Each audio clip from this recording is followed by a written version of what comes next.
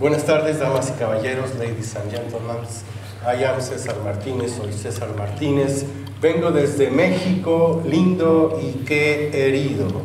Y estoy aquí con ustedes para develar los misterios y secretos del agente letal James Bond, que, entre otras cosas, tiene antecedentes mesoamericanos.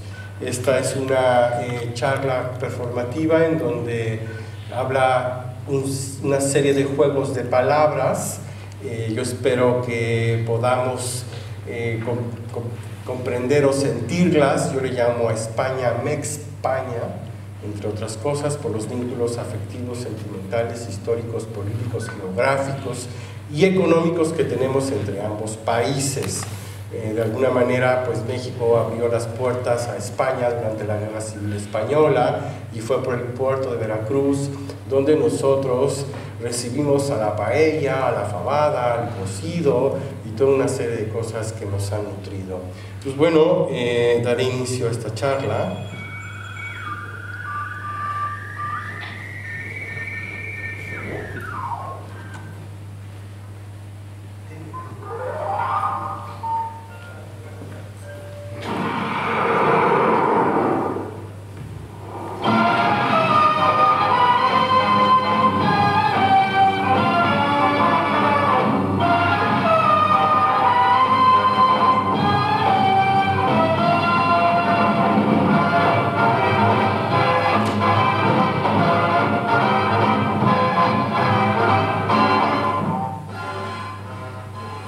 Y sobre todo dar las gracias a Gabriel Berzán, que ha tenido la apertura para acogerme y para dar la posibilidad de mostrar este trabajo aquí en Europa. Esto se estará presentando en Barcelona, en la Galería Ángels Barcelona, el 5 de mayo. Y también a Antonio Jurado y a Isa Campos, que van a ser de Chico y Chica Bond durante esta presentación. Bueno, el origen de James Bond, del agente 007, tiene un germen ancestral prehispánico, entre otras cosas. Y voy a valerme de una cita de Kate Morsey, que dice que el historiador no trata de proporcionar verdades y respuestas certeras, sino más bien de abrir espacios para la reflexión. Sus textos son líneas de fuga. El conocimiento es móvil y se encuentran en constante mutación. Pasamos ahora a un poeta, Jorge Luis Borges, que dice que una montaña podría ser la palabra del Dios, o un río, o el imperio, o la configuración de los astros. Quizás en mi cara estuviera escrita la magia, quizás yo mismo fuera el fin de mi búsqueda. En ese afán estaba cuando recordé que el jaguar era uno de los atributos del Dios. El jaguar va a ser una deidad, va a ser una aparición que va a estar continuamente mencionada en esta conferencia. Entonces, Tezcatlipoca, el espejo humeante, semilla y reintegro, de Black Mirror como amo del destino, imperialismos y colonialismos a través de destellos, deslumbres, reflejos y reflexiones atrevidas como utopía preventiva con más de 365 líneas de resolución. Ese será nuestro primer tema. Luego pasaremos a John Dee, los reflejos ocultos en un agujero negro, obsidiana y mate magias en el sartén de las adivinanzas. Cocinando de nuevo el futuro, Cosmos, si fuera tan fácil, el universo como universo único, Vía Láctea y de obsidiana. Jan Fleming y su lado oscuro tienen su origen en el ombligo de Tezcatlipoca. Puesto que muero, existo, una ofrenda monumental desde el ombligo de la luna para los estudios cinematográficos del Universo o Universal Studios. ¿Me explico? How are you? O Huitlacoche de James Bond. Tezcatlipoca se viste de jaguar. Such is life. Hola Tezcatlipoca, madre de Jamás Bond. My heart is bleeding in bondad from Zócalo to London.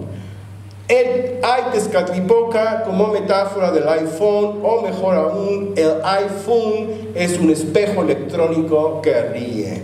What's happening up or what's up? Voz y futuro en la comunicación entre inteligencias, ángeles y electrones invisibles a varios gigabytes de potencia. El Tezcatlipoca es la interneta del Jamex Bond 0000. La Europalicia británica y sus maravillas a través del espejo Humanet, de Black Mirror y la TV Mind por la Netflix. Mexito.com.mx. Brexit, Mexito. Tezcatlipoca, el espejo humeante, semilla y reintegro. Damos inicio a este primer capítulo y daremos explicación de qué es el Black Mirror y cómo este es de alguna manera amo del destino. Que de alguna manera abordaremos los imperialismos y colonialismos a través de destellos, deslumbres, reflejos y reflexiones atrevidas como utopía preventiva con más de 365 líneas de resolución. Esta es una de las imágenes que representa a Tezcatlipoca. Tezcatlipoca significa el señor del espejo humeante.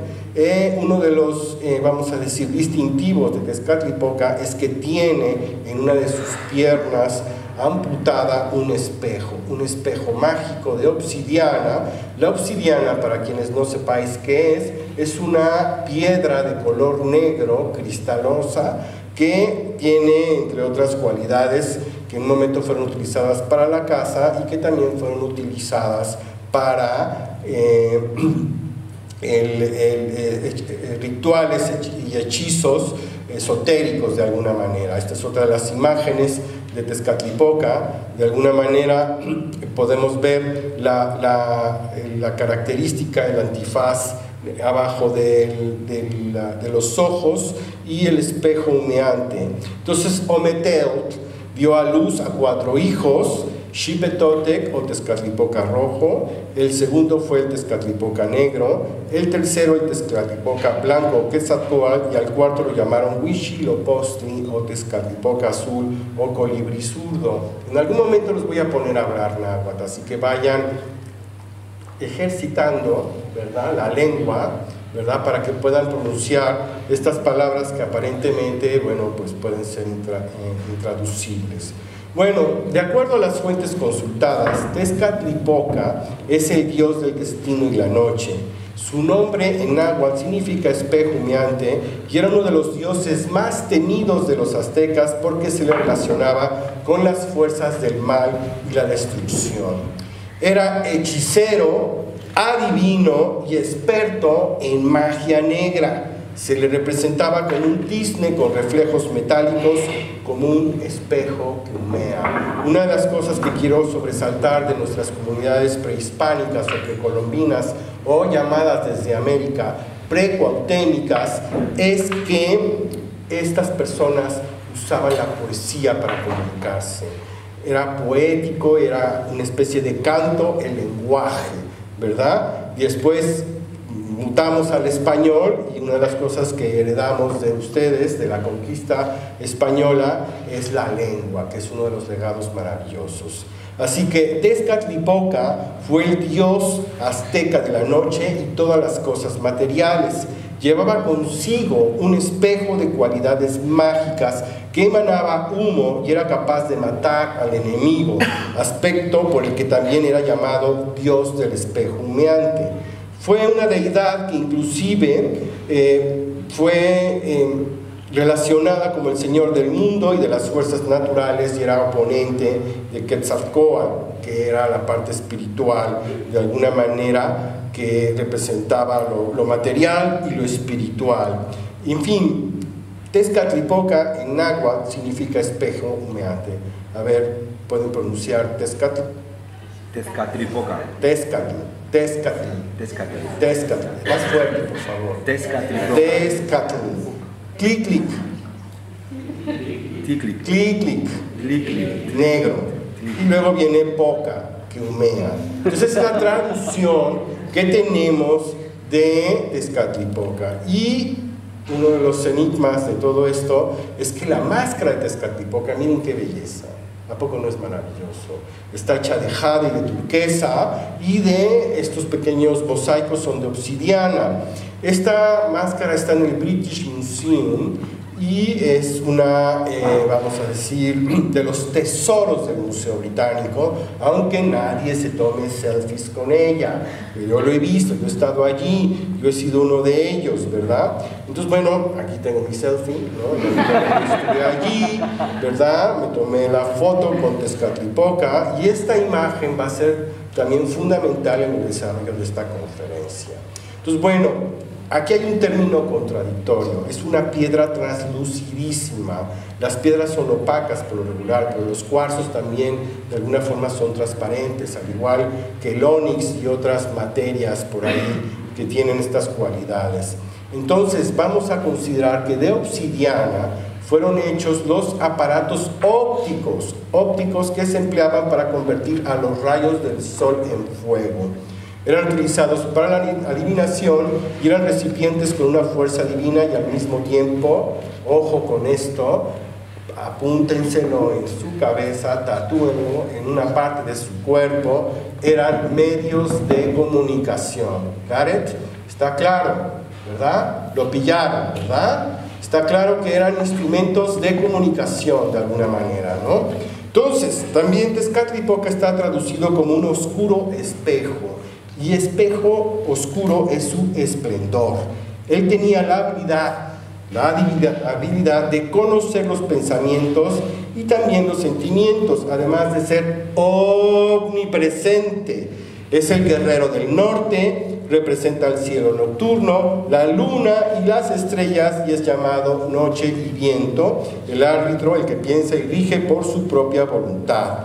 Así que también es considerado el dios de la noche y de la tentación, y una de sus características más relevantes es poseer lo que todos anhelamos, la juventud eterna.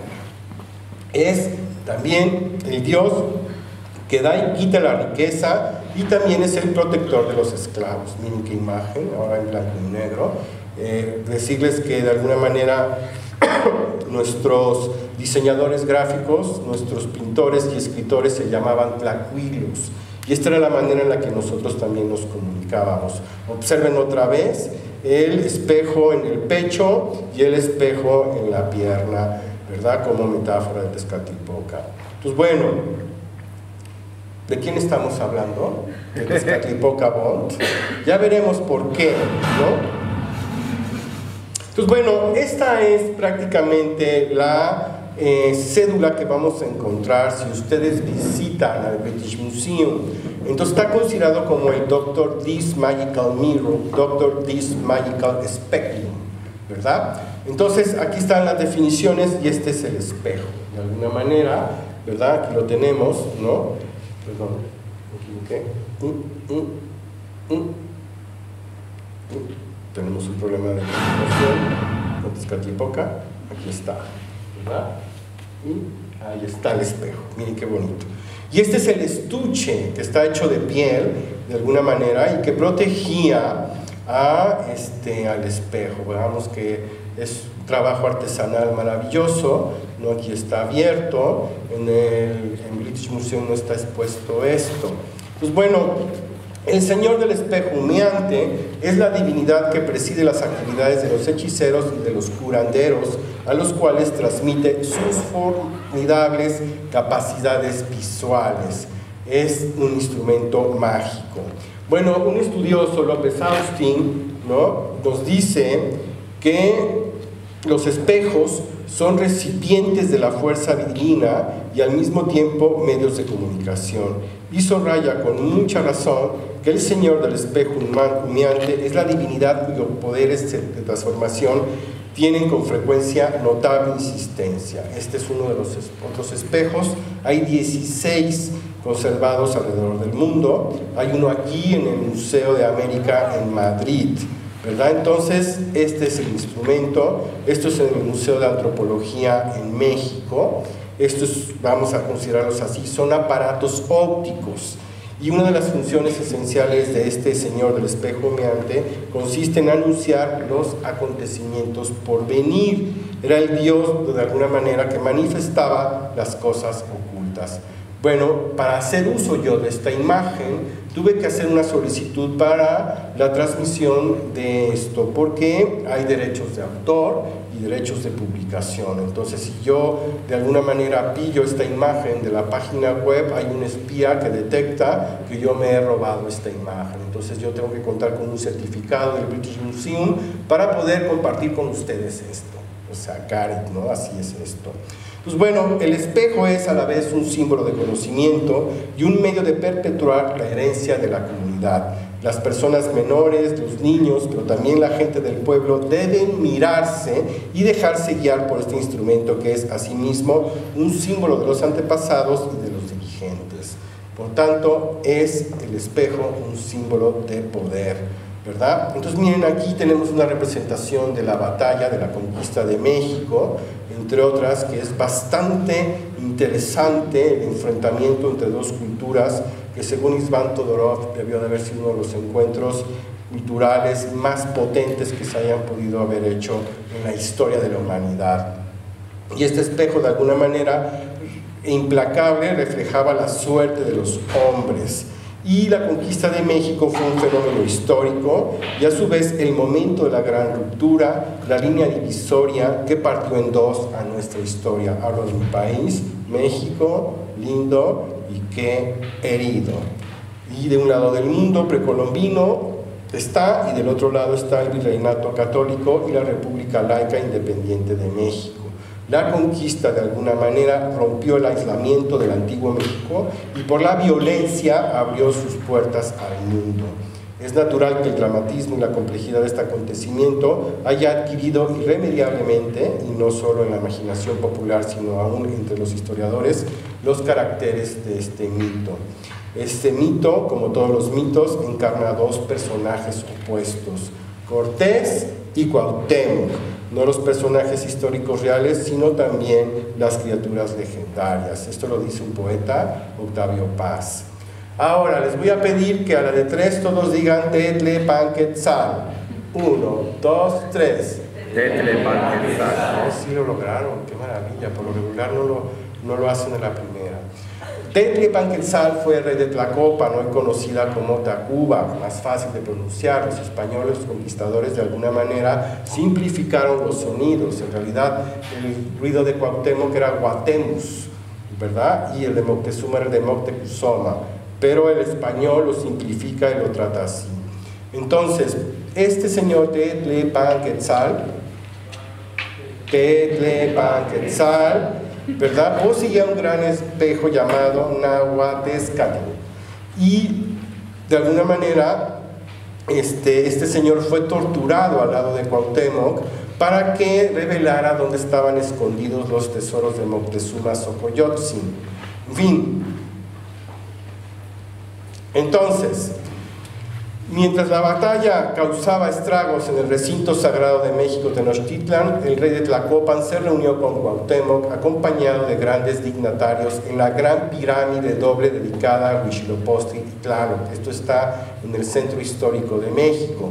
Después de que Tetlepanquetzal hubo pronunciado un encantamiento, el espejo se oscureció y solo una pequeña parte de su superficie permaneció visible. Esto era un presagio y de alguna manera implicaba el destino de lo que ahora somos en México.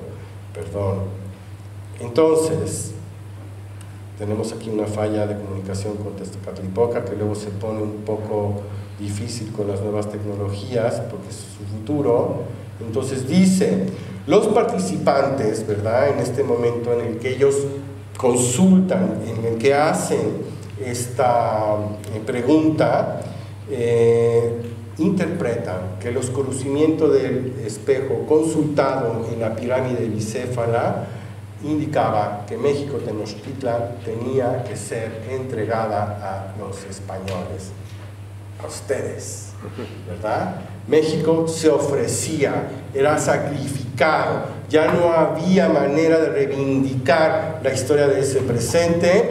Cuauhtémoc se desmaya, cae al suelo, y entonces aquí empezamos a confirmar que de alguna manera este espejo designaba el futuro de nuestro país. Los aztecas confiaban mucho en este espejo, digamos que era el Google de ese entonces, ¿no?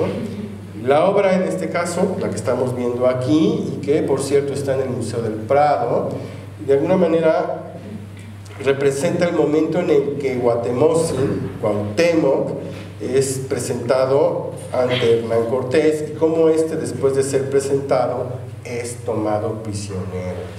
Y aquí está el momento en el que Cuauhtémoc es torturado. Aquí vemos cómo Hernán Cortés le quema los pies, al lado de Cuauhtémoc está Tetlepanquetzal, ¿verdad? Y que de alguna manera lo mira sublimemente y Cuauhtémoc le contesta: ¿acaso crees que estoy en un lecho de rosas? Y bueno, Cuauhtémoc no aflojó. Quiere decir en mi país que Cuauhtémoc no dijo dónde estaban esos tesoros, porque una de las razones por las cuales los españoles estuvieron en México es porque querían el oro, ¿verdad? Querían las riquezas.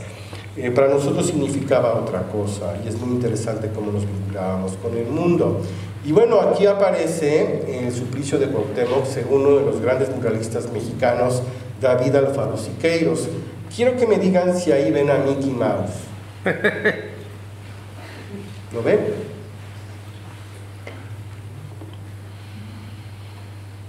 Mickey Mouse, dos pies, es la traducción, ¿no? ¿Verdad? Es lingüístico, es una metáfora lingüística, es el sonido. Nosotros los mexicanos así nos expresamos, así hablamos, con un doble sentido. La palabra adquiere también un gesto.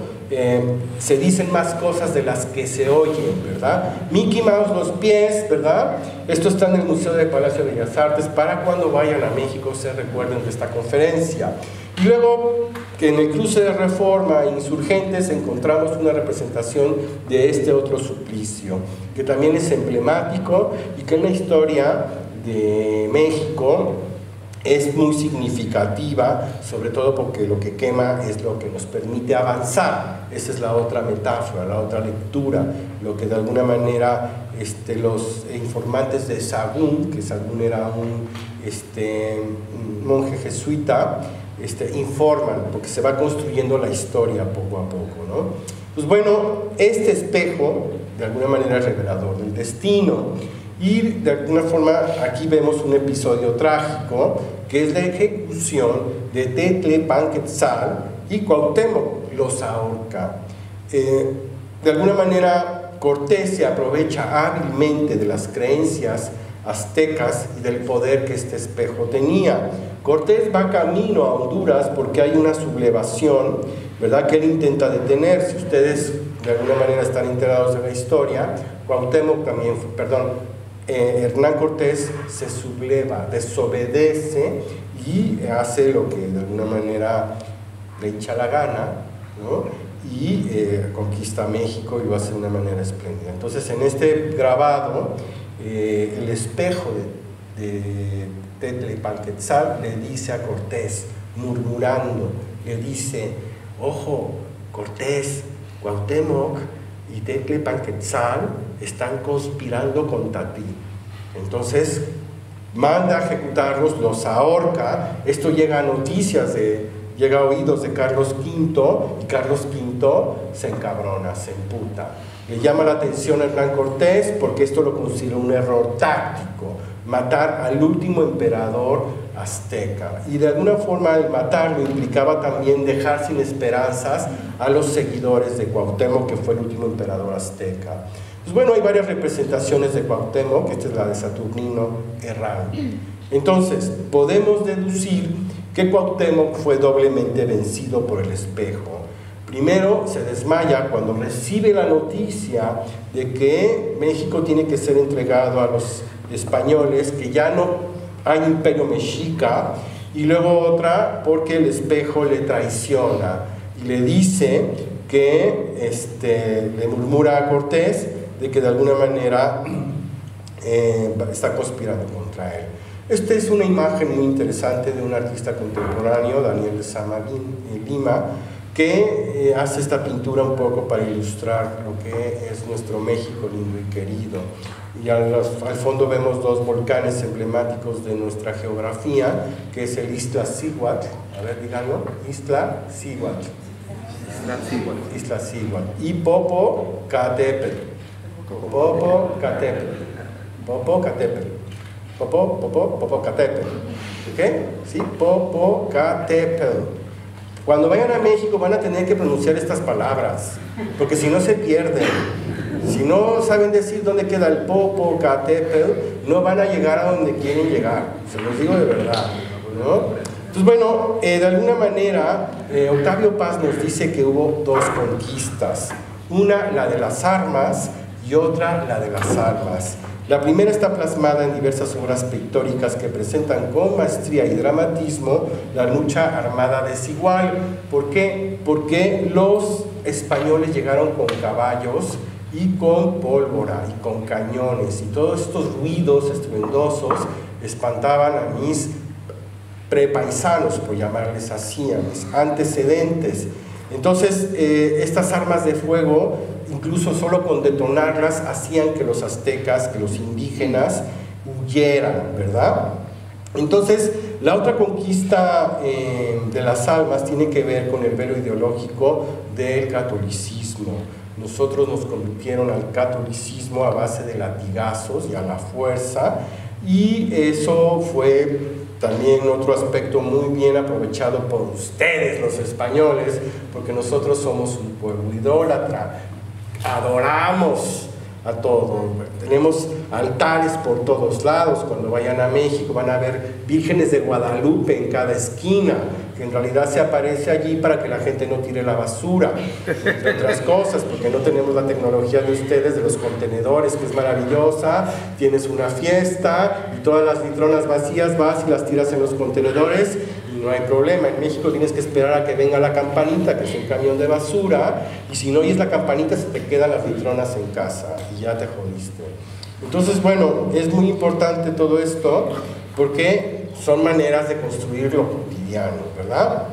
Entonces aquí tenemos una imagen de Jorge González Camarena, que está en el castillo de Chapultepec, que habla de este encuentro sangriento, de esta lucha interna que tenemos todos los mexicanos, inclusive ahora. De un lado la Edad Media y del otro lado el mundo prehispánico. De un lado la armadura y del otro lado el caballero águila, y ambos se están matando. Entonces, el sometimiento que implicó empezar a creer de otra manera. Los españoles pues impusieron el catolicismo y pues de repente hay una imagen que es poderosísima, que es una escultura de piedra gigantesca donde hay dos serpientes que se encuentran y una falda de serpientes, que es la Coatlicue, que significa la mujer de falda de serpientes, y que después fue sustituida por la Virgen de Guadalupe. Nada que ver, completamente diferentes, ¿no? Pues bueno, Miguel León Portilla es uno de los estudiosos, antropólogos, arqueólogos, a los que nosotros hacemos caso. Entonces él decía que, entre otras cosas, el espejo es aquello que hace aparecer las cosas. Lo interesante es que él basa esta premisa en un término, en un verbo en náhuatl que significa nextia, ¿verdad? Que significa, entre otras cosas, descubrir o manifestar algo. Entonces León Portilla se inspira sin duda en el verbo nextia para todo esto, y aquí encontramos una coincidencia. Next, ¿verdad? Siguiente capítulo, capítulo número 2, John Dee, los reflejos ocultos en un espéculo negro. Obsidiana y matemagias en el sartén de las adivinanzas. Observaron que de alguna manera el espejo de Tezcatlipoca parece una sartén de teflón, ¿verdad? De lejos puede haber esa asociación. Cocinando el nuevo futuro, Cosmos si fuera tan fácil, el universo como un universo único, Vía Láctea y de obsidiana. Y aquí viene uno de sus personajes centrales, enigmáticos, que es el señor John Dee. John Dee es descrito por la Wikipedia como un notario matemático, astrónomo, navegante, astrólogo y ocultista y asesor de la reina Elizabeth I. En español se traduce como Isabel I. Predecesora, fíjense muy bien, de la actual reina Elizabeth II, o Isabel II, que es la que preside actualmente en el Reino Unido. Este señor dedicó mucho tiempo y esfuerzo en los últimos 30 años de su vida a tratar de comunicarse con los ángeles a fin de aprender el lenguaje universal de la creación y lograr la unidad preapocalíptica de la humanidad. Así que esto es en la Edad Media, consideró sin embargo que todas sus actividades constituían diferentes facetas de la misma búsqueda, la indagación de una comprensión trascendente de las formas divinas que subyacen al mundo visible y que Dee llamó verdades puras. No hubo distinciones entre su investigación matemática y su estudio de la magia hermética, la invocación de ángeles y la adivinación. Era una información que se entrecruzaba. John Dee tuvo una biblioteca muy grande, fue un gran personaje que entre otras cosas tenía una biblioteca independiente y tan grande como de algunas universidades incluso. Entonces, John Dee en algún momento fue designado por la reina Isabel I para que pusiera la fecha de su coronación, que esto fue en el mes de febrero de 1558. Entonces, esta es la imagen, una de las imágenes pictóricas de esta señora en ese momento, que confía en John Dee, que se vuelve su asesor de alguna manera. Y estos son otros de los objetos de adivinación con los que John Dee trabajaban. Tenemos a la izquierda el espejo de Tezcatlipoca, tenemos una bola de cristal y también tenemos unos objetos de cera y otro de oro que eran espéculos de alguna forma con las que él adivinaba el futuro. Todos estos están expuestos en el Museo Británico, no así de esta manera, hay que estar recorriendo diferentes lugares, ¿verdad? Entonces, para John Dee, más allá del uso profano, el espejo de alguna manera evocaba de forma irresistible la práctica de la magia y de la adivinación. En fin, que de alguna manera nos permite acercarnos a la reina de Blancanieves o también al hechicero Clingson de Parsifal, ¿verdad? Estos son aspectos que de alguna manera John Dee ha inspirado en la cinematografía actual. Estos son otros dos de los objetos con los que él trabajaba. Era una especie de péndulo, ¿verdad? Y que de acuerdo a su movimiento él diagnosticaba situaciones, ¿verdad? Entonces, lo interesante de John Dee es que le dio uso al espejo de Tezcatlipoca y que de alguna manera este espejo, tanto en la cultura azteca como en el caso de John Dee, fue a la vez un símbolo de conocimiento y un medio de perpetuar la herencia de la humanidad, comunidad. Es un símbolo de los antepasados y los dirigentes. El espejo es símbolo de poder. El espejo es y ha sido antorcha y luz. Es un símbolo de conocimiento en ambos casos. Y en la cultura azteca, el espejo de Tezcatlipoca debía guiar al rey por el camino recto, el que habían seguido sus predecesores. Y en el caso de John Dee, lo utilizó para guiar a la reina Elizabeth I y su imperio británico. John Dee es el primero que acuña el término de imperio británico. Y por eso es también pues reconocido y favorecido por la reina. En fin, aquí tenemos un momento en el que John Dee hace una serie de trucos de magia frente a la reina Elizabeth I. Esta es una obra de Henry Gillard Glendinning y de alguna manera pues podemos ir deduciendo poco a poco que el instrumento de Tezcatlipoca confería a su poseedor el privilegio de comunicarse con la divinidad, lo que quiere decir que John Dee ha sido un güey tlatoani en la Europa renacentista europea. Güey con H es un término que ahora en México se utiliza como G, güey, órale güey, ¿verdad? Es órale güey, ¿cómo estás? ¿Qué pasa, tío? Es el equivalente, entre otras cosas. Pero güey tlatoani significa, entre otras cosas, emperador, alguien con cierta dignidad. En algún momento, John Dee tuvo relación con Edward Kelly. Edward Kelly fue otro mago que también competía con John Dee por la popularidad. Edward Kelly le dice antes a John Dee que hay que intercambiar esposas. Pues, ¿por qué? Porque lo dice el espejo de Tezcatlipoca. Entonces John Dee, como confiaba en ese espejo, pues tuvo que ceder su esposa, ¿verdad?, para que pues Edward Kelly hiciera cosas, ¿verdad? Entonces él no le queda más que resignarse, ¿verdad? Entonces lo interesante de todo esto es que hay varias situaciones misteriosas que de alguna manera suceden en estos personajes. Y ahora viene lo bueno, damas y caballeros. En el momento en el que yo pase a la siguiente diapositiva, todo el mundo va a decir, ah, ¿ok? 1, 2, 3, ah, ahí está. El secreto, entre otras cosas, de lo que vamos a ir develando poco a poco. Vamos a ir descodificando el misterio. ¿Qué ven abajo del retrato de John Dee? 007. 007, ¿verdad? De alguna forma, John Dee es considerado uno de los primeros espías de la era moderna, pero también no podemos dejar de considerar que Moctezuma también tuvo sus propios espías. Y al servicio de su majestad, Dee inventó el glifo 007, que él utilizaba para firmar cartas y documentos que enviaba a Isabel I, como una abreviatura de For Your Eyes Only, para sus ojos solamente. Eso era el 00. Y el 7, entre otras cosas, era la palomita buena, la firma de John Dee. Esto era el código 007. ¿Y cómo creen que le contestaba la reina a John Dee? Como M.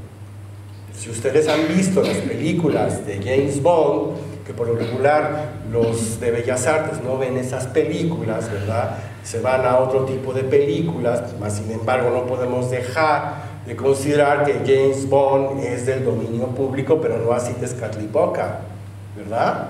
Tampoco en México se le conoce mucho. Entonces aquí ya tenemos dos enclaves misteriosos, ¿verdad?, que de alguna manera son utilizados por Ian Fleming. Ian Fleming es el autor de James Bond, entre otras cosas, ¿verdad? Entonces, lo interesante es que este es un número mágico, entre otras cosas, y que también ya existe una develación popular que se hizo en la serie de televisión llamada Kwai, y que fue proyectada por la BBC el 2 de abril de 2010, en donde su anfitrión Stephen Fry declaró que el código 007 usado para referirse a James Bond se deriva de este glifo. Y es así porque Ian Fleming estaba en la Catedral de Manchester, donde John Dee fue rector, y estaba estudiando la vida de este mago, ¿verdad? Entonces, el código 07 es un código numerológico sagrado y proviene del mago John Dee, y de alguna manera, ¿verdad?, es el alquimista isabelino, astrólogo y erudito general, y fue uno de los primeros agentes secretos registrados de Gran Bretaña, y se cree que se convirtió en un agente al servicio de la reina durante la guerra entre Inglaterra y España, y es así, de alguna forma, ya les iré contando más adelante qué fue lo que pasó. Entonces, durante la época isabelina, quiero resaltar que aparecieron escritores como William Shakespeare, Christopher Marlowe, Ben Jonson, John Webster, y esta es la antecedente de la actual reina Isabel II. La ubican, ¿no? Si la identifican, está, ¿verdad?, más que nada claro, ¿no? Pues bueno, aquí tenemos, perdón, una imagen un poco difícil. We are very sorry, fuck you, Mr. Peña. Ese es nuestro presidente mexicano. So, you know, miren la cara del príncipe atrás de la reina, ¿verdad? El petróleo ya es británico, ¿verdad? Ya está Peña Nieto con la gaviota que es su esposa, y está diciéndole, sí, everything is for you, don't worry, be hippie, ¿no? Pues bueno, interesante, porque también vamos a ver a otros dos personajes que son dos piratas, que uno es John Hawkins y el otro es Sir Francis Drake, que de alguna forma fueron financiados por la reina Isabel I, y de alguna forma estos dos piratas estuvieron en Veracruz, en México, en la batalla de San Juan de Ulúa, y no se sabe si ellos allí en un momento dado robaron algo de las mercancías que Cortés o que los españoles enviaban hacia Europa. Bueno, aquí tenemos una imagen de la batalla que hubo en el Canal de la Mancha, donde se enfrentó la Armada Invencible de Felipe II y el ejército naval de Inglaterra. Entonces, lo interesante de esta imagen es que John Dee le dice a la reina que no despliegue sus tropas, que las deje ancladas en el puerto, porque el espejo le había dicho que iba a haber una gran tormenta. Entonces es la naturaleza quien vence a la Armada Invencible española. Es Tezcatlipoca de alguna manera la que vence entonces ahora a la Armada Invencible. Y lo curioso es que aquí ya podemos concluir que el espejo de Tezcatlipoca hablaba náhuatl, español y británico. Joder, era trilingüe, es un espejo trilingüe, ¿no? Entonces, de alguna manera, el espejo es revelador de destino y hay 3 tragedias en ellas, ¿verdad? Entonces, no sabemos si los españoles roban el espejo o si los ingleses le roban el espejo a los españoles, por lo pronto por el que está en el Museo Británico.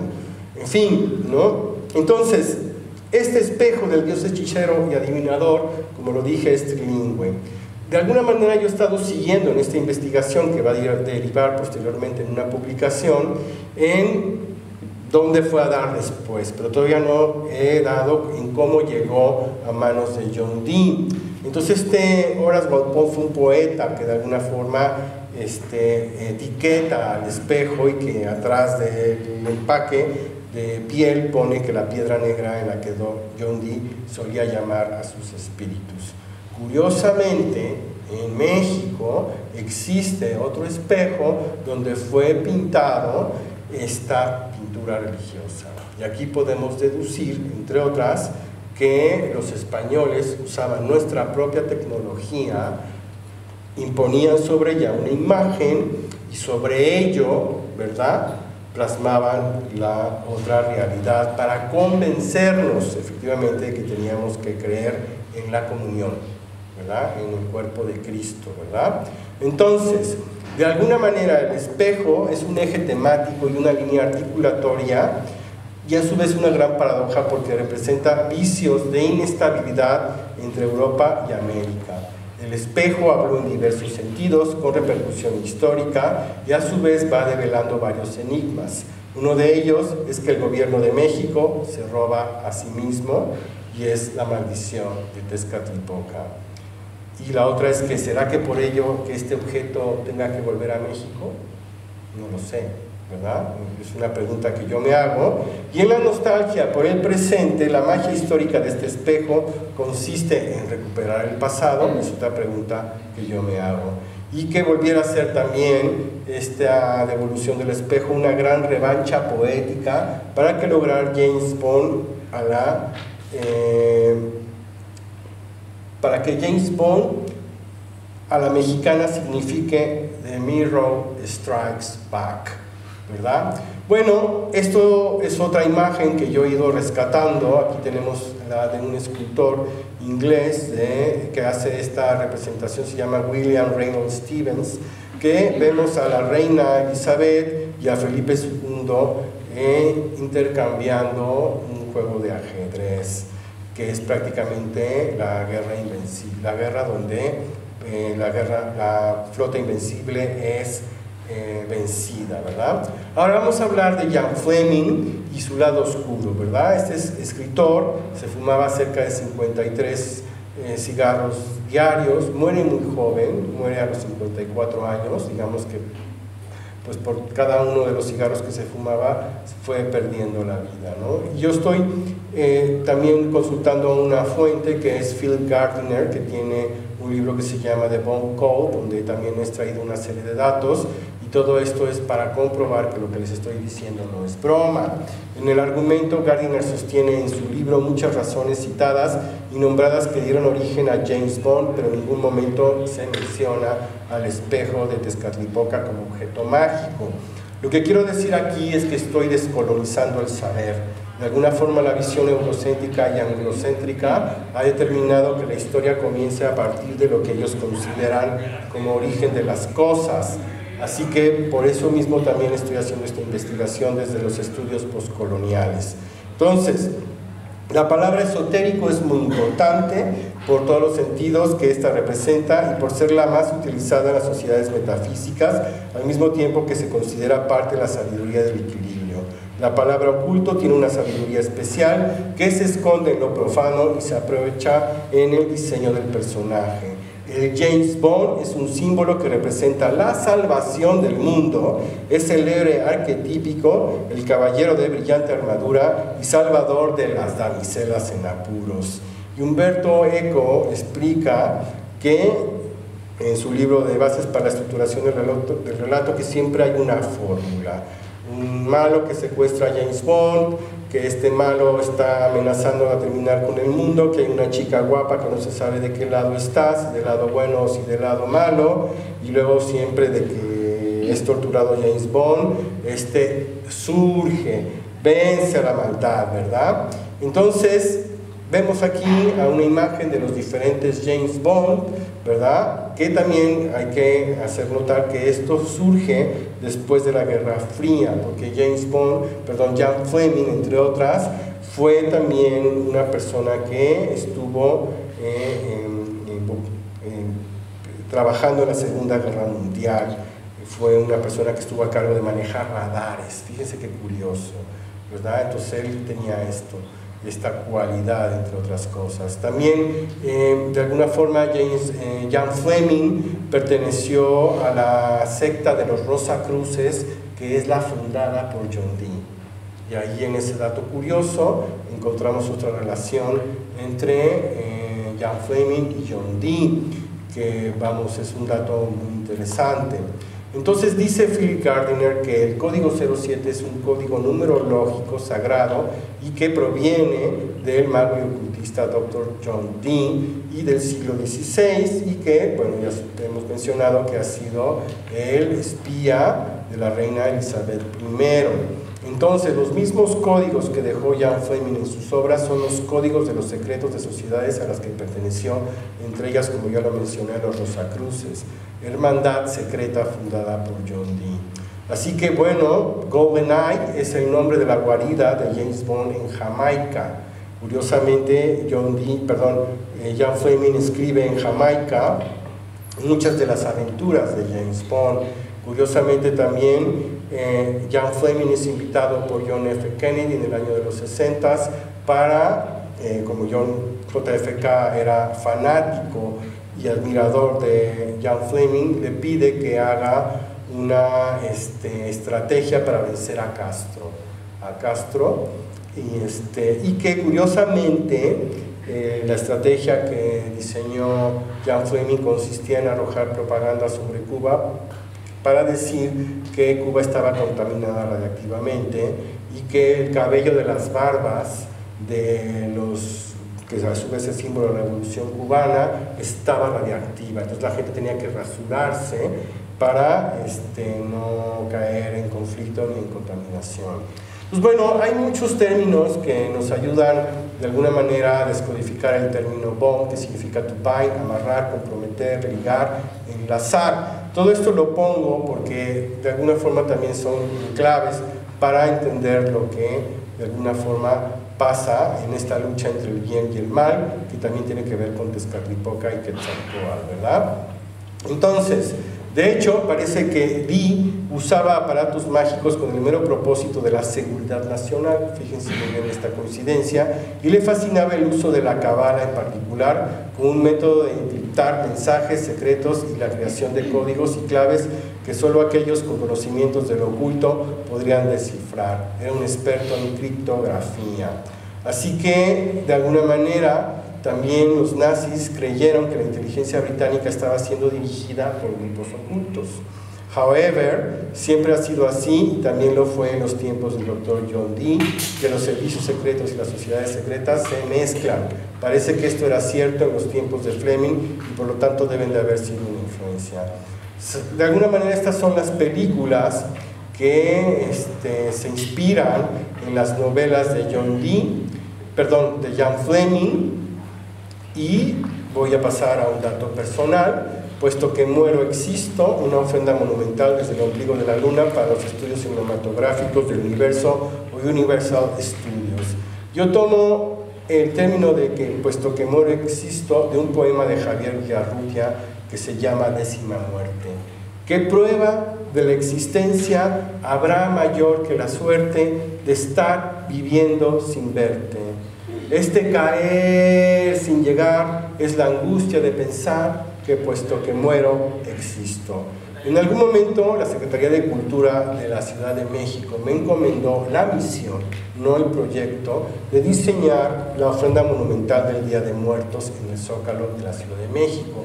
El Zócalo de la Ciudad de México es la tercera plaza más grande del mundo. Primero está la Plaza Roja.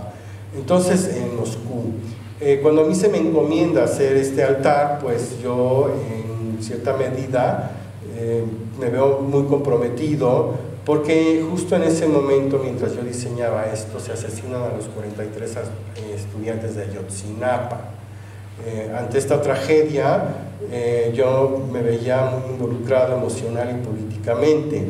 También quiero decirles, para los que no conozcan, en México el Día de Muertos, el 2 de noviembre, se hace un altar efímero, que se designa a nuestros muertos.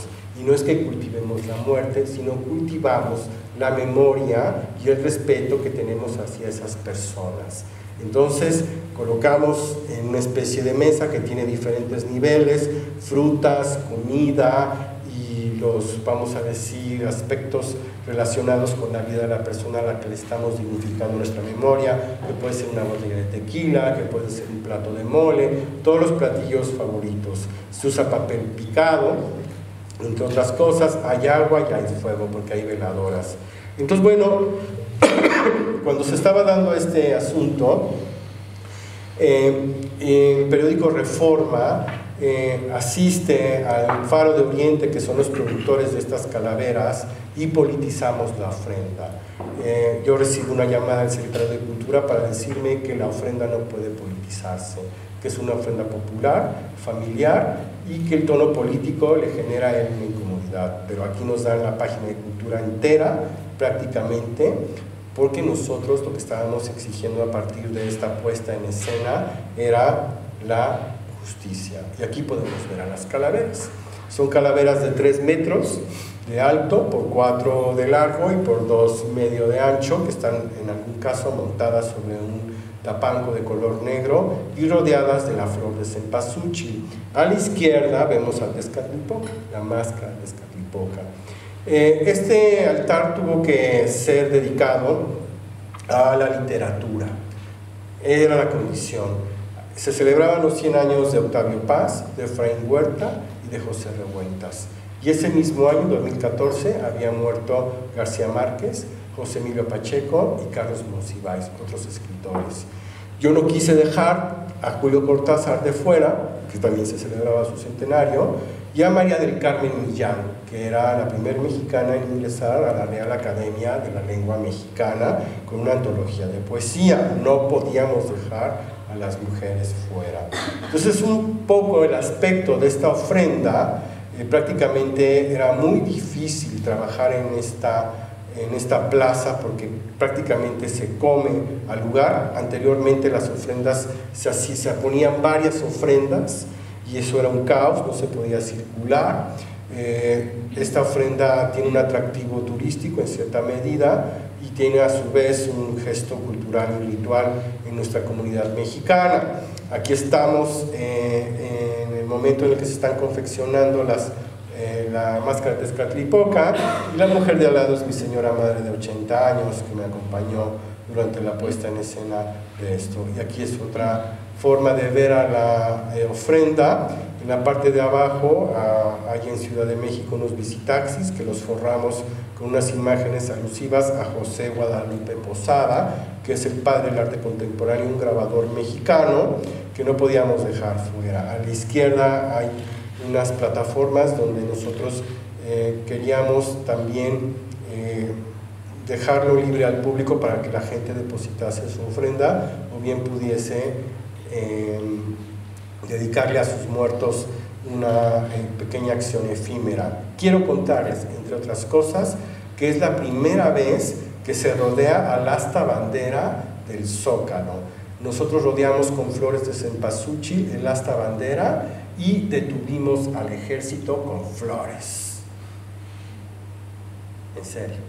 Porque del otro lado, que está Palacio Nacional, el ritual de todos los días a las 9 de la mañana es que sale el ejército e iza la bandera y luego al final, a las 6 de la tarde, la deshiza. Entonces, cuando nosotros tuvimos la bandera arriba, lo que hicimos fue rodear la bandera con flores y cuando el ejército me dice, tienes que mover esto de aquí, le dije que no había manera de moverlo, que así se veía mucho mejor y ellos no se daban cuenta que yo les estaba jugando una broma. Curiosamente, mientras yo estaba en Londres, a mí me llama una persona del periódico Reforma y me dice, César, están usando tus calaveras para una película, ¿tú sabías eso? Yo le dije que no.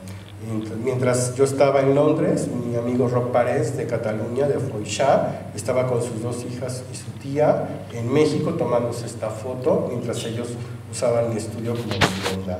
Entonces esta es más o menos la escenografía que en un momento dado fue utilizada por la película Spectro, una película de James Bond, ¿verdad? Se utilizaron parte de mi escenografía de estas calaveras, aquí las vamos a ver, ¿verdad? Estos son los cronogramas donde se logra ver al fondo mis calaveras, nos vamos acercando al cronograma. Esto es al inicio de la película de James Bond y aquí está más que claro que mis calaveras están siendo utilizadas en la película. Y es una de las escenas más potentes con la que se da inicio a este nuevo drama de James Bond. Cuando en un momento dado yo veo esta película, lo que yo siento es un enorme gusto.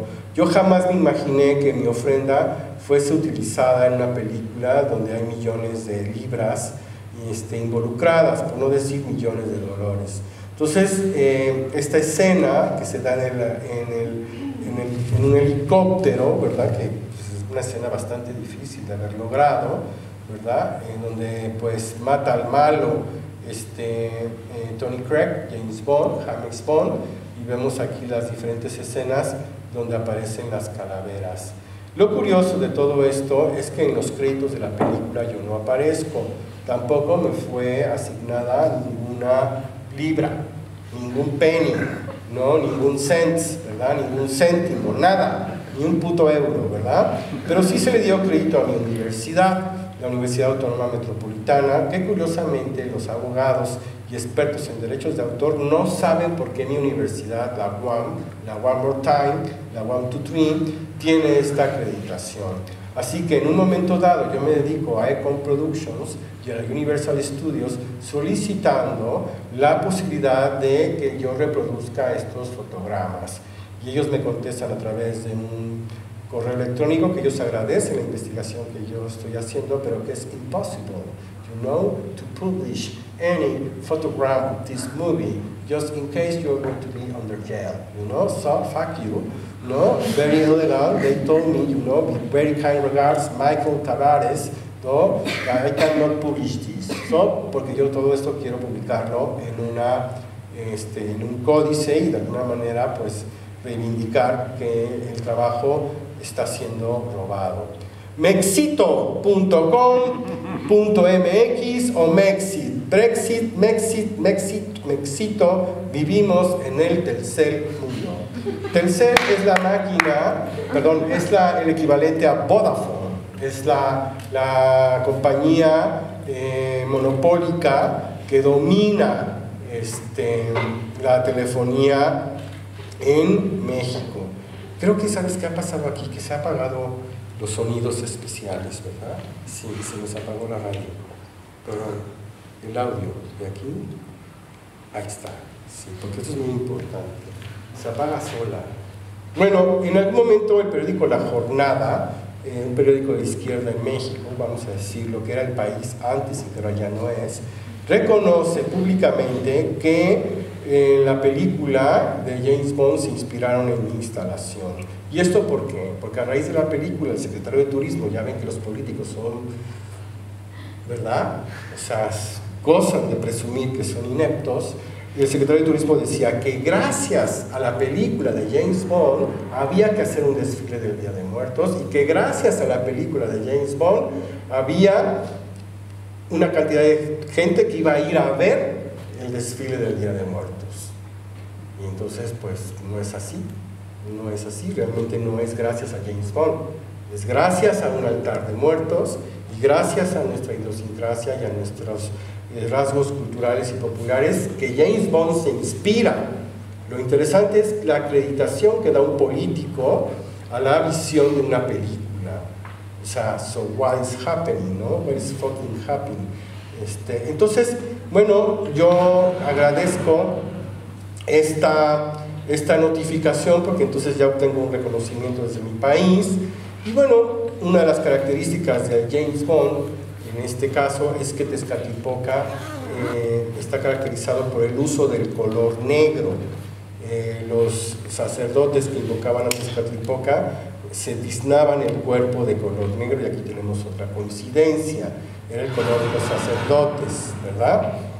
Entonces, bueno, esta es otra imagen de Tezcatlipoca, donde vemos el pie mutilado y que todo está de color negro. Ahora, ahí les va otro detalle maravilloso, significativo, para que vean que el pensamiento mesoamericano es origen de muchas cosas. Esta es la maqueta del Templo Mayor en México. Al centro vemos la pirámide bicéfala dedicada a Huitzilopochtli y a Tlaloc. Allí fue donde Tetlepan, Quetzal y Cuauhtémoc, ¿verdad?, consultan el espejo mágico y les dice que se jodan, ¿no? Que ya no hay manera, que México Tenochtitlan es de los españoles. De un lado está la pirámide dedicada a Xipetotec y del otro lado está la otra pirámide dedicada a Tezcatlipoca. Observen muy bien, ¿no?, de alguna manera esta arquitectura, esta recreación de lo que era, entre otras cosas, México Tenochtitlan. Esto está en el Museo de Antropología en Ciudad de México. Y ahora viene el gesto mágico. Yo estaba en Londres, frente al río Támesis, viendo una construcción que me inquietaba muchísimo. Preguntaba a mis amigos de Inglaterra qué era esa construcción y me dice, es el MI6. Este es el MI6. Díganme si no tiene una semejanza con las pirámides anteriormente mencionadas. Es igualita, ¿no? Es igualita, prácticamente, aquí está, entre otras cosas. Es un trabajo de Terry Farrell, la arquitectura. Miren, para no quedarnos con las ganas, aquí tenemos otra forma de ver que México Tenochtitlan y sus arquitectos influyen en la construcción del MI6. ¿Verdad? Una cosa es el MI5 y otra cosa es el MI6. El MI6 es el servicio de inteligencia, de donde surge James Bond, entre otras cosas, que en la película de Spectre es destruido completamente, ¿no?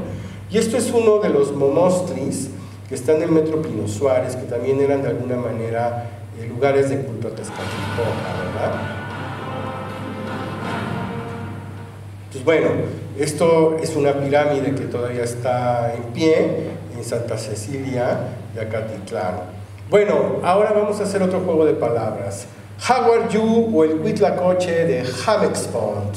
Tezcatlipoca se viste de jaguar y al Tezcatlipoca, como de alguna manera, se le solía relacionar con un jaguar y se le llamaba Tepeyotl, que significa corazón de montaña.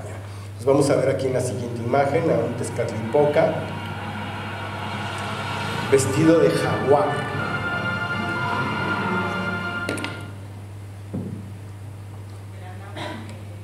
Entonces, lo curioso de todo esto, ¿verdad?, es que el jaguar era el príncipe de los animales, el señor de la noche y al mismo tiempo de Tezcatlipoca. Es uno de los avatares de Tezcatlipoca. Aquí en el Museo de Antropología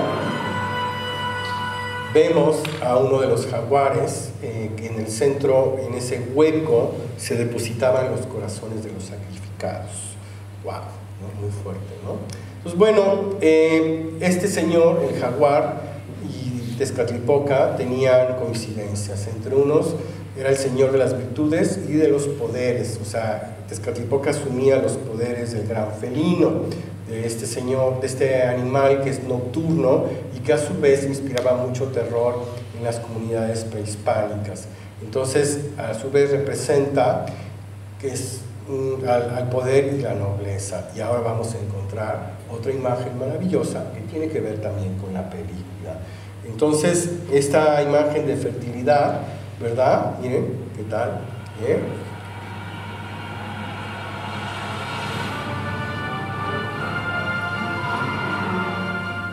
Es uno de los automóviles utilizados en la película de James Bond, es una constante. Es el Aston Martin prácticamente, ¿no? De alguna forma es el automóvil que se utiliza, pero el Jaguar es el de los malos, el Jaguar You, ¿verdad? How are you today? Okay? Are you okay? Yes? Okay. Yeah. Bueno, yeah. You say yes, please. How are you today? Yeah. Oh, fine, very well. Thank you very much, ¿no? For your answer, ¿no? Entonces, bueno, de alguna manera ahora voy a establecer otra hipótesis muy interesante que tiene que ver con Tezcatlipoca, que a su vez para nosotros es la metáfora del iPhone, o mejor aún el iPhone de un espejo de obsidiana electrónico que ríe. ¡Ay, güey! ¿Verdad? Y aquí tenemos a Jamex, ¿verdad? Es la mexicanización de Jamex, de alguna manera, lo que en algún momento yo, Iber o Iberia vería a Tezcatlipoca, madre de James Bond, en un mundo donde el escepticismo de la modernidad es barbarie. Es necesario que nosotros podamos replantear nuevos fundamentos históricos y nuevas formas de pensar la historia y sobre todo de trabajar la histeria para crear nuevos diálogos sin subordinarnos a los saberes coloniales y eurocéntricos o neurocéntricos, neuroexcéntricos, escépticos, ¿verdad? Entonces, León Portilla nos decía, para recordar que el espejo es el que hace aparecer las cosas. La luminosidad del espejo, el espejo y la luz, espejo de resplandor, encendido o espejo encendido, y vamos a considerar que la historia es punto de partida de un agente Tezcatlipoca para comunicar al mundo un imperio infalible. Y aquí está el espejo en el Museo de América en Madrid, con Gaby Perezán hemos estado de alguna manera visitándolo. Para mí ha sido un momento muy excitante poder ver este espejo, ¿verdad? Porque entre las comunidades mesoamericanas estas piedras fueron objeto de culto y entre otras cosas funcionaban como antenas y transmisores, antenas parabólicas, paranoides y paranormales. Y la parapsicología considera que estas antenas tecnológicas generan adicción al paracetamol de cabeza. Perdón, mucho dolor de cabeza, diríamos así, ¿no? Entonces, aquí viene otro detalle interesante que refuerza mis sospechas y que la baso en un artículo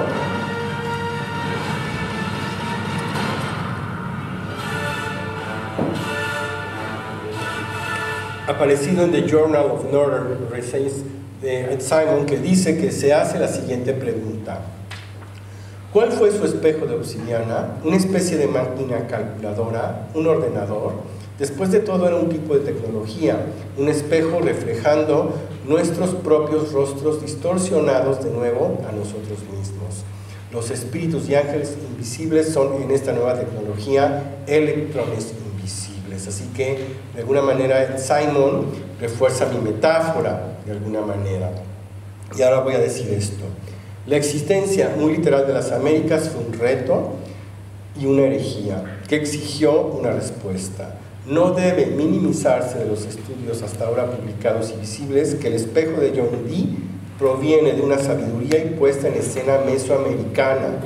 La lucidez y atrevimiento de este espejo, conjuro de este control remoto de cambio de canales, establece el nuevo hito en la manera de relacionarse con la realidad, ¿verdad? Y aquí tenemos otro objeto de alineación, que es el I-Ching, ¿verdad? Un antecedente del iPhone también, y tan antiguo como el espejo de Tezcatlipoca. Y aquí tenemos otro espejo negro, ¿a poco no? ¿Verdad? Entonces, el espejo de obsidiana fue un instrumento óptico, una herramienta excéntrica y a veces provista de un agujero para mirar a través de él. Y si este no estaba, el agujero negro era metafórico. Ver más allá a través de un Black Mirror, ¿verdad? Entonces, aquí tenemos otros espejos que funcionan a 2.9 GHz con un Intel Core de i5 y que a su vez es una raya que fecunda la Tierra. Entonces, para demostrarlo, ¿verdad? Voy a hacerles una demostración. ¿Qué estás haciendo? Pasar el tiempo en la casa hablando con la luz de la sala ha tenido una vida fascinante. ¿Vieron? ¿Puedes repetir lo que estás haciendo? Como dicen, ando con mucha chamba o jale atendiendo miles de millones de peticiones semanales, y esas nomás las de la tierra. ¿Cómo está el clima aquí afuera? Aquí tienes el pronóstico del clima para hoy. Este es Tezcatlipoca. ¿Tienes sexo? No te entiendo, pero puedo buscar. Tienes sexo en internet, si quieres. ¿Qué soñaste el día de ayer? Mira lo que encontré en internet sobre qué soñaste el día de ayer. Gracias. Bueno, ¿vieron? Así funcionaba Tezcatlipoca, lo que pasa es que era electrónico, ¿no? De alguna manera. Sale y vale, ¿vieron? Qué bonito, ¿no? Entonces, no hay que minimizar el hecho de que el aparato de control remoto que cambia canales, de alguna manera utilizado por John Dee, era un objeto de origen mesoamericano y que este mismo proviene de una sabiduría y una civilización proveniente de América, como fue la civilización azteca. Esta invisibilidad no solo es un eclipse católico, sino también el ocultamiento eurocéntrico y anglosajón que omite la visibilidad de un objeto de culto con una fuerza especial para visualizar el futuro. Damas y caballeros, y ahora tenemos otra forma en la que The Black Mirror ha hecho sus estragos en la vida cotidiana. Ustedes conocen esta serie que se llama Black Mirror de Netflix. Sí. Bueno, Black Mirror, entre otras cosas, lo que narra en sus programas, en su serie, perdón, es lo más oscuro de nuestro comportamiento generado por las nuevas tecnologías. Eso es The Black Mirror, entre otras cosas. Así que este espejo de Tezcatlipoca es el reflejo y el destello de una nueva luz que establece nuevas formas de pensamiento y conocimiento en la manera de relacionarse con la realidad. Díganme si no. Sin esta aportación, ni Steve Jobs ni John Dee hubiesen podido ver los secretos de lo que fue testigo, ni tampoco Ian Fleming hubiese encontrado el código 007 para nombrar a uno de los héroes más emblemáticos, infalible e invisible y conquistador del imaginario social y global proveniente del imperio anglosajón, pero con bases en el mundo mesoamericano. Tweet, ¿verdad? Lo interesante de esta imagen que representa el habla en nuestro lenguaje azteca es el código de Vodafone. ¿A poco no? Es el mismo, entre otras cosas, ¿no? Pues bueno, lo interesante es que de alguna manera John Dee fue el espectro de Steve Guatemuz Joe, el telpochiapple.com. El sacrificio de cautivos corresponde a la cantidad de usuarios de este instrumento como procesador de obsidiana A9X, ¿verdad? Entonces, los cybercoatlanis como escenificantes de las ceremonias frente a las pantallas. Es un acto indiscreto de Tezcatlipoca. Así que, de alguna manera, podemos hablar del Camastro Internet. El humo es el predecesor de las ondas wireless. wireless, me gusta como dicen aquí, wireless o Wi-Fi. John Dee fue el espectro de Steve Watemus Jones, el telpochi.com. El sacrificio de cautivos ha correspondido a la cantidad de usuarios de este instrumento como precededor de la Sociana A9X. La continuidad se ha vuelto un rito ante la diligencia de estos espejos. Tlaquimioyi, procesador para convertir a los devotos en usuarios o consumidores masivos de más media al paso del inframundo de Huitzilopochtli a la realidad virtual. Tlaquimioyi, procesador para convertir a los devotos en usuarios o consumidores masivos de más media, el paso del inframundo de Huitzilopochtli a la realidad virtual. Cybertlatoanis como significantes de las ceremonias frente a pantallas. La indiscreción es un rasgo de Tezcatlipoca, al igual que la manía que suscita el WhatsApp, donde se privilegia la cantidad de mensajes y no su contenido. La indiscreción es un rasgo de Tezcatlipoca, al igual que la manía que suscita el WhatsApp, donde se privilegia la cantidad de mensajes y no su contenido.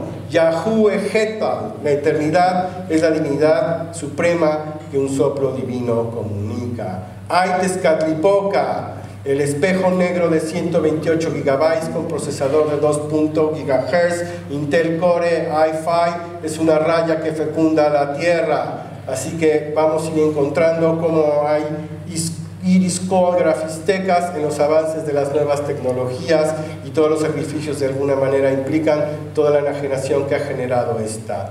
Y bueno, pongo en esta investigación el alcance de una serie de datos antiguos configurados con los modernos que vislumbran nuevas sendas de investigación como señales en el tiempo. El iPad o el espejo humeante de alta resolución, la Ay Tezcatlipoca madre de Jamex Bond.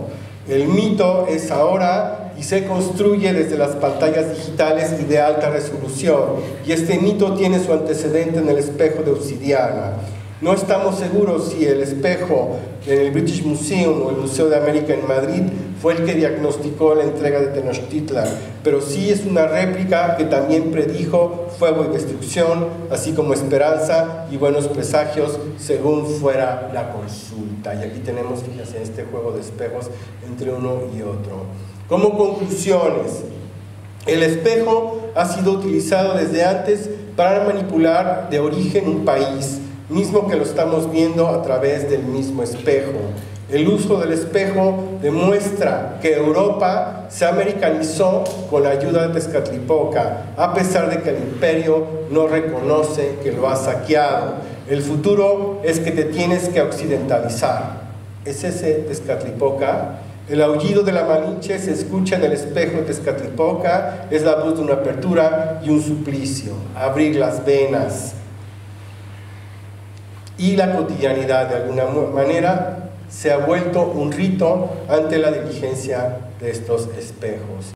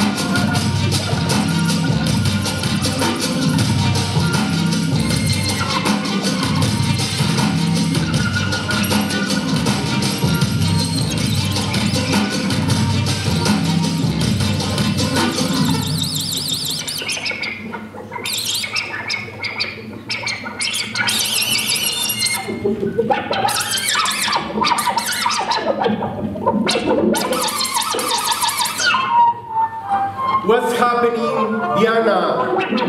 La obsidiana, ojo de cristal, cuerpo de luz, voz del futuro, Black Mirror de varios años. Today, I am a reflection of your paradox, looking for me between the communication entre inteligencias, entre comillas, entre comidas, full of ritual time, y entre cósmicos mitos lingüísticos que entregamos la entremezcla y la entremesa, envueltos de luz a varios gigabytes de potencia, a varios terabytes de fortaleza. The obsidiana looks for a place time for everyone. Through the obsidian nos atraviesa, loco, tidiano, because artistas are working on a tablet of Pipe Pro, now in 2 size and 2 times 2 with a new tattoo.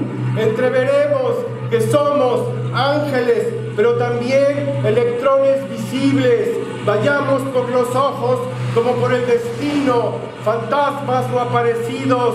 Hemos podido llegar más allá del tercer mundo. Hemos podido avanzar más allá del tercer mundo.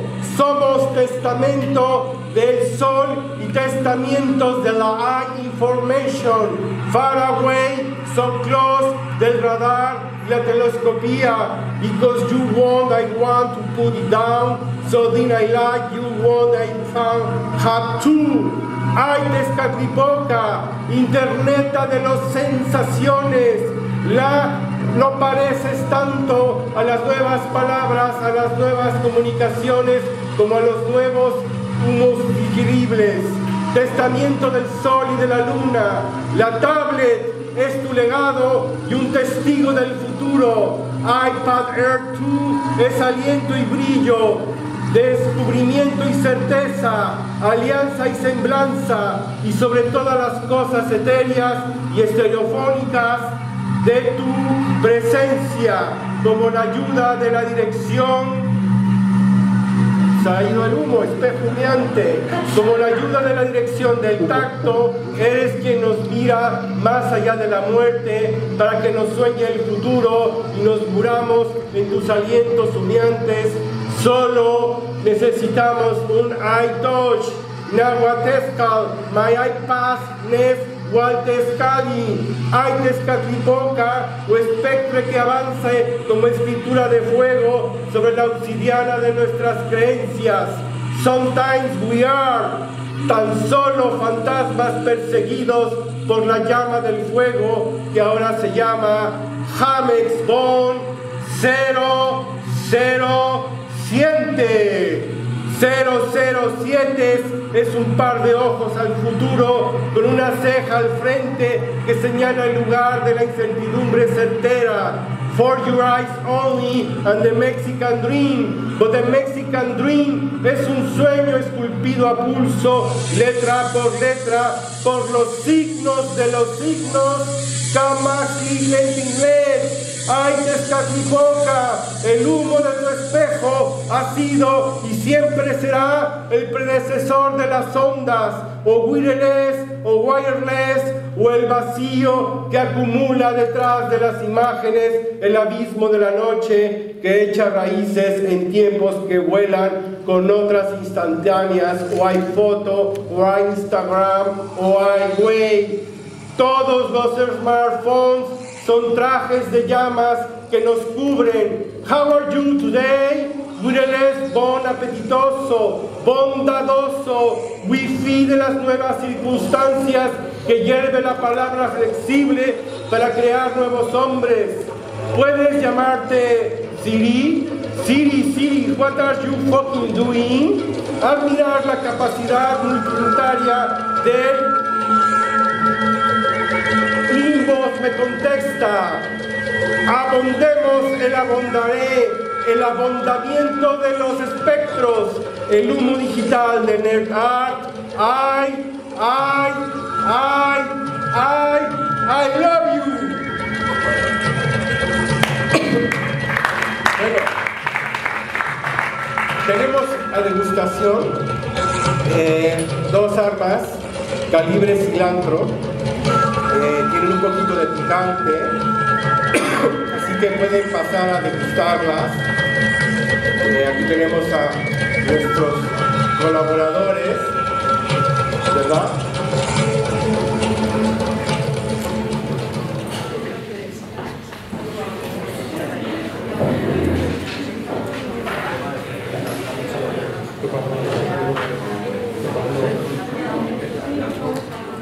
Se apagó.